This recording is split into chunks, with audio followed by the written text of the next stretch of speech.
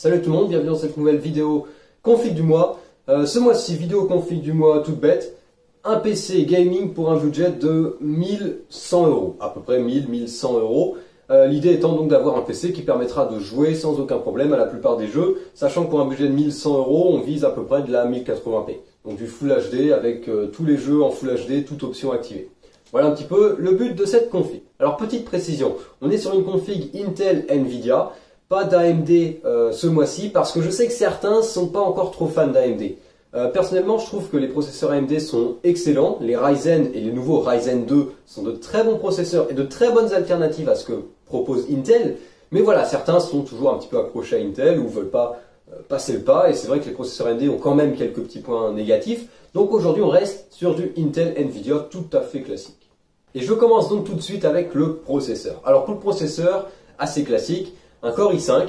Et plus précisément le Core i5 8500, c'est ce que je vous propose. C'est un Core i5 donc de 8e génération, donc sur l'architecture Coffee Lake. Alors l'avantage de ces nouveaux Core i5, c'est qu'ils ont donc maintenant 6 cœurs, contrairement aux anciens qui n'en avaient que 4. On passe de 4 à 6, donc une augmentation des performances qui est pas négligeable. Donc c'est un processeur qui a une fréquence de base de 3 GHz avec un turbo qui monte jusqu'à 4,1 GHz. On retrouve donc bien sûr une compatibilité avec la mémoire en DDR4 jusqu'à 2666 MHz.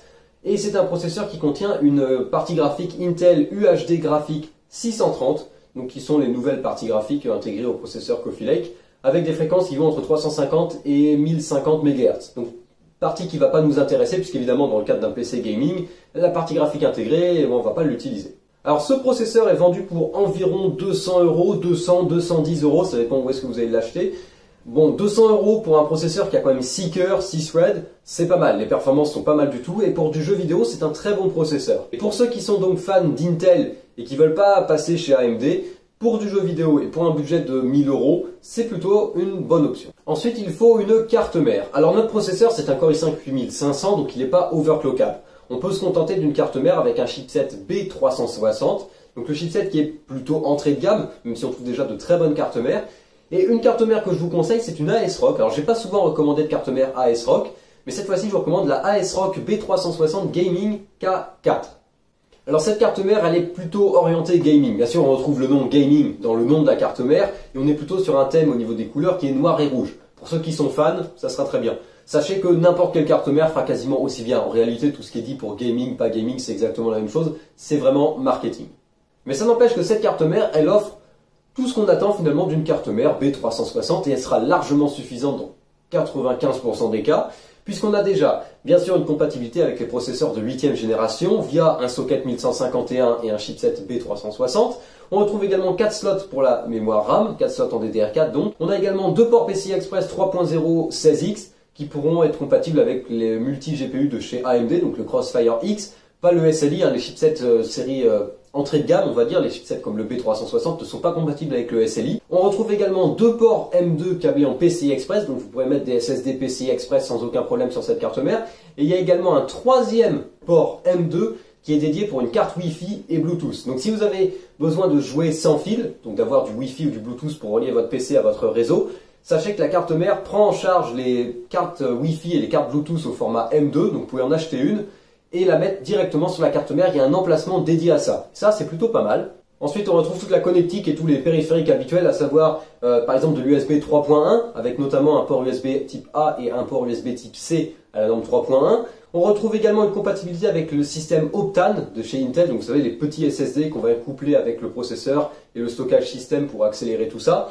Et on a également une carte mère qui contient du RGB avec le système ASRock Aura RGB. Donc il y a des LED qui sont intégrés sur la carte mère et qui sont pilotables via le logiciel dédié. C'est une carte mère qui bien sûr est au format ATX, je ne l'avais pas encore précisé, et qu'on trouve pour environ 130 euros. Alors ensuite il faut passer à la mémoire RAM. Et malheureusement la mémoire RAM reste à des prix assez stratosphériques.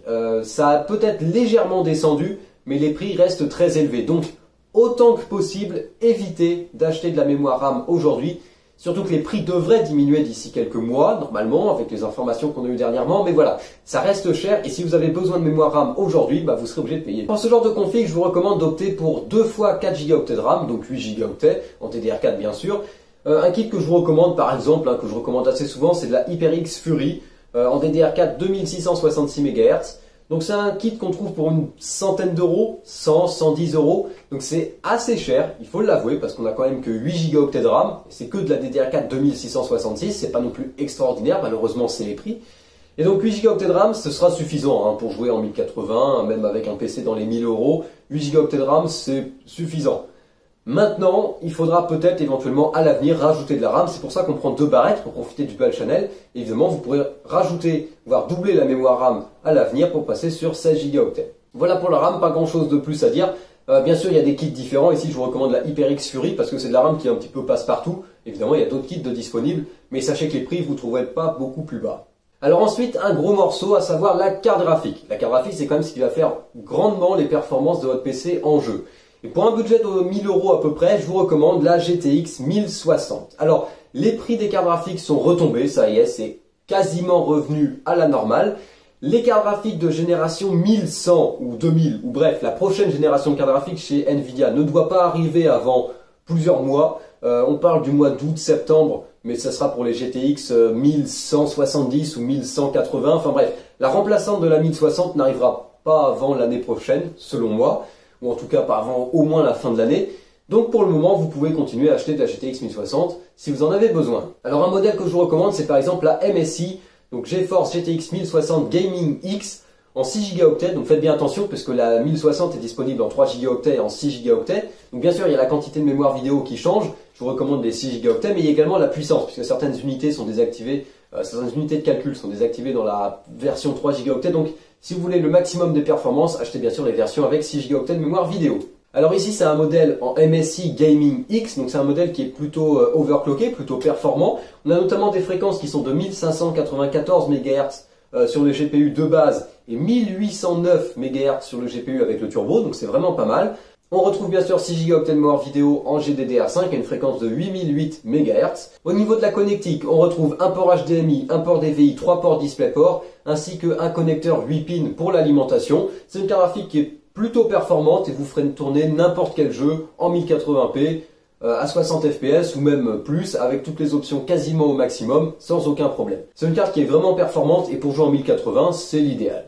Et au niveau du prix, comme j'ai dit juste avant, les prix sont revenus à la normale. Donc c'est une carte graphique qu'on trouve pour environ 320 euros. C'est donc assez correct et c'est pour ça que je peux enfin recommander de nouveau des cartes graphiques comme celle-là dans les configs du mois. Alors ensuite, je vais passer au stockage. Pour le stockage, je vous recommande un couple SSD plus disque dur. En SSD, je vous recommande le Samsung 860 EVO. Donc c'est un SSD qui est sorti assez récemment. C'est les remplaçants des anciens 850 EVO, qui ont été disponibles d'ailleurs pendant pas mal de temps. Alors le 860 EVO en version 2,5 pouces SATA, c'est la version que je vous recommande, donc la version classique. Avec une capacité de 250 Go, ça vous permettra d'installer Windows et pas mal de logiciels. Et vous serez tranquille à ce niveau-là. Bien sûr, au niveau des débits, pour ce qui est des SSD, aujourd'hui, les SSD SATA, ils sont à peu près tous à égalité, tout simplement parce qu'on arrive à saturation du SATA, et les débits annoncés sont de 550 mégaoctets en lecture et 520 mégaoctets en écriture.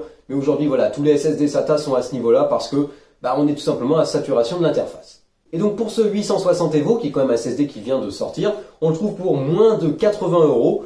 Ce qui est assez raisonnable pour un très bon SSD, c'est le successeur du 850 EVO qui était déjà un très bon SSD, donc ce 860 devrait prendre la relève sans aucun problème. Bien sûr, comme j'ai dit, il nous faut un disque dur, et ce que je vous recommande, c'est le Seagate Barracuda en 2 Teraoctets. Donc on le trouve pour à peu près 70 euros. 70 euros les 2 Teraoctets, c'est plutôt bon marché, et ça vous permettra de stocker par exemple tous vos jeux et toutes vos données sur le disque dur.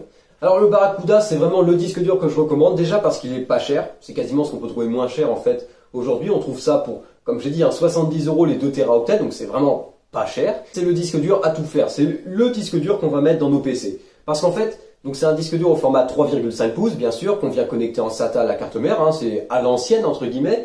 Mais voilà, aujourd'hui, finalement, quand on veut stocker beaucoup de données, on fait pas beaucoup mieux. Et si on veut du SSD, on risque de payer très cher pour 2 Teraoctets de SSD. Il existe également les SSHD, mais les SSHD qui mélangent un petit peu la technologie du SSD et du disque dur en un, pour du gaming, ça sert pas à grand chose.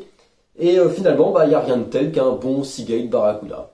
Bien sûr, avec ça, il nous faut une alimentation pour alimenter tout le PC. Il y a un modèle que je vous recommande, c'est la Cooler Master, Master Watt 550. Une alimentation donc de chez Cooler Master qui fait 550 watts. Elle est certifiée 80 plus bronze. Elle est également semi-modulaire, ça vous permettra de faire du ménage dans les câbles que vous n'utilisez pas. Et c'est une alimentation qu'on trouve pour environ 70 euros. C'est un plutôt bon tarif, 70 euros pour 550 watts certifié 80 plus bronze en semi-modulaire. C'est pas mal et c'est une alimentation qui conviendra tout à fait à ce genre de PC. Et ensuite on arrive au boîtier. Alors le boîtier, je le répète dans cette vidéo, c'est quelque chose que vous pouvez choisir. Honnêtement, vous êtes libre de choisir n'importe quel boîtier en fonction de ce que vous préférez. Parce qu'évidemment, il y a des boîtiers qui vont plaire à certains et qui vont pas plaire à d'autres. Ce que je peux vous recommander, c'est d'acheter un boîtier dans les alentours de 70 euros. 70 euros pour un boîtier, c'est pas mal. On a déjà de très bons boîtiers à ces tarifs. Et on trouve notamment le Cooler Master Box Pro 5 RGB. Pour ceux qui sont fans de RGB et qui veulent continuer sur l'élan de la carte mère, vous pourrez par exemple utiliser ce boîtier. On le trouve donc pour 70 euros. C'est un châssis tout à fait classique qui vous permettra de loger la carte mère, la carte graphique et tous les composants sans aucun problème. On est sur une tour format moyen. Voilà, c'est quelque chose d'assez standard. L'avantage, c'est qu'on a 3 ventilos à l'avant qui sont fournis et qui sont RGB, que vous pourrez voir à travers la façade qui est légèrement fumée. Et on a également un panneau en verre trempé, donc latéral, qui vous permettra d'admirer l'intérieur de votre PC. Sinon, une alternative de chez Corsair, par exemple, c'est le Carbide Spec 04 avec verre trempé. Donc ici, on a un boîtier qui est beaucoup plus sobre, entre guillemets. Disons qu'on n'a pas les ventilos RGB à l'avant. On a une façade qui est un petit peu plus travaillée. C'est différent. Ça plaira à certains, ça plaira pas à d'autres. On retrouve un panneau latéral en verre trempé, toujours pour admirer vos composants. Et c'est un boîtier que l'on trouve, donc comme je disais, exactement pour le même prix. Il est disponible en plusieurs couleurs. Il est disponible en rouge et noir, noir ou jaune noir, il me semble. Et voilà, c'est à peu près équivalent. Et c'est un très bon boîtier également avec un châssis qui là encore est connu et qui est très bon et qui fera sans aucun problème le boulot. Donc là, je le dis encore une fois, pour le boîtier, c'est au choix.